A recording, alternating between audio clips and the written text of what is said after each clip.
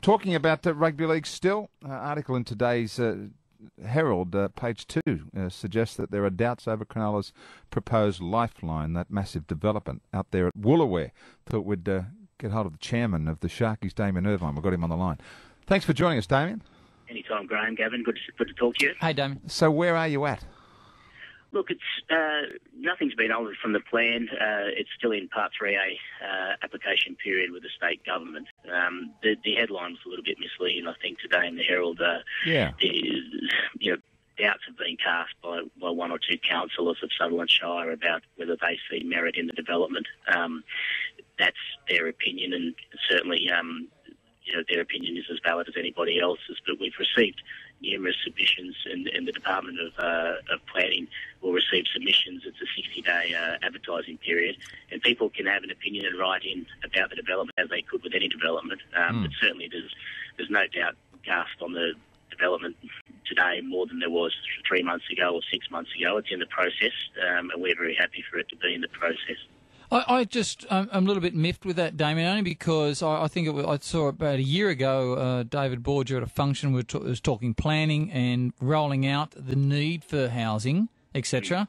We were miles behind in this state, and I thought, and apparently things were really going to get going over the past 18 months. And I don't want to talk politics, but I would have thought things like this were important for the area. It only comes down to infrastructure then, would it?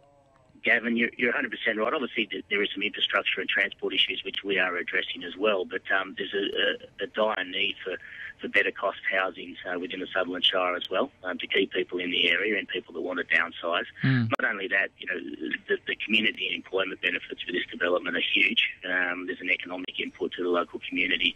A number of local education and training groups are already looking to work with us on it. It's a very positive development. We have, as I said, we're happy for it to be in state planning where the merits of the development itself can be valued and a decision made on that. I mean, we're very, very happy with the consortium partnership we've got and the architects that have been involved, and on design, planning and strategic merits, as you point out, for housing in the Sutherland Shire and Greater Sydney. This ticks all those boxes, and so we're happy for the Department of Planning to make a call on that. You were quoted as saying the future of the club cannot be assured beyond this year. Is it going to be a photo finish? Oh, look, as you know, Graham, we've been struggling financially for many years as a club. Yeah. And my job has been to sort of address that and bring it to a head one way or the other, I guess. The development is necessary because that land has been borrowed against for such a long time. Were this not to come through, look, I'd be confident that the NRL, Cronulla Sharks, would be around in some capacity. Obviously, we're operating on small budgets and revenues now, so we'd have to consider what capacity that was and what we were here to do, whether to succeed and, I guess, really dominate or just be running around. But more importantly, if this development wasn't to go through, the Leagues Club as it stands would be non-existent, and it'd be extremely tough to survive as that debt would strangle it. And in fact, that's where the real hurt and disaster comes from the local community, because, as you know, the gaming CDSEs and a number of community initiatives, there are a number of things like the Minerva School, Sylvandale Foundation, which we contribute quite a bit to financially, and also the Junior League. So that's what the real community hurt would be from the loss of that Leagues Club. Yeah. So, but could the timeline actually kill you? No, the timeline isn't an issue. The beauty of the Part 3A process is that it's a finite period, Graham. It's not going to drag on for 2 or 3 or 4 years. We have a very strict timeline on this, where by March the Department of Planning will make a decision on that. So that's been a big part of our plan. I mean, it's an enormously good thing, I would have thought, for the Shire. I mean, 4,200 square metres of supermarket, 7,700 square metres then of further retail, restaurant, entertainment facilities. I mean, no, it's wonderful, and the local schools are very keen to work in that. People will be able to start their apprenticeship with construction and complete their entire apprenticeship on the construction site.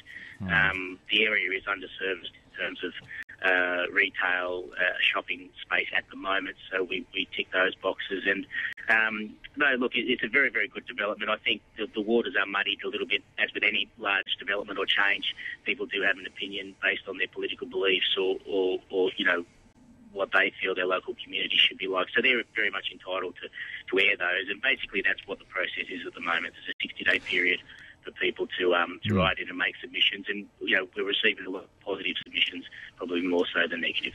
I know speculating is difficult, but I don't want to go too much into your financials, but I just want to get some scope for Sharks fans, because we do get a fair few of them listening. Just if it goes down and it happens in the build and your sale, will that create you'll have your make-up percentage where you're out of debt and you're in some sort of gross profit area, and then you've got a rental stream consistently coming in over the next whatever amount of years? Actually, all of that, Gavin, the beauty of this is that initially within 90 days of any approvals that come through from the process, the majority of the debt will be paid out in advance by the development consortium, which is not a loan, that's an advance payment. So that would reduce the running debt from approximately 13 million down to around the sustainable debt of 3 million, which the bottom line on the cash flow for the Leagues Club, it's not having to service those debts at hundreds of thousands of dollars per annum. It immediately gives that injection. And all of the ancillary effects from the development, obviously the sales, 10% payment on sales, of gross sales. Yeah. There is the the retail section with ongoing rental returns and an ongoing equity stake in that retail development. So, look, if we get the nod on this, it basically we'll be able to remove, financial battler from the terms that's been used with Cronulla Sharks since its inception, I guess. And it really does pave a way outside of the traditional poker machine revenues and Leagues Club revenues to stamp the Sharks as a very different and a very modern club model for the future. Yeah, housing and retail is eyeballs and feet, and that does something also for the Rugby Leagues Club in itself. Look, that's right. The Leagues Club would be revamped. It's quite a large, old-style Leagues Club at the moment. It was built 40 years ago. Would be revamped into a much more succinct, efficient model and something that families and the community are looking to patronise, as opposed to probably the larger gambling dens that we've been used to over the years. Well, look, I appreciate your time in clearing that up for us. We do have a number of Sharkies fans that always ring the show, so they'll be pretty keen to hear your words. So thank you for that, and appreciate the opportunity. Yeah, and I appreciate your note the other day too, Damien, about the dinner. Thank you very much. Anytime.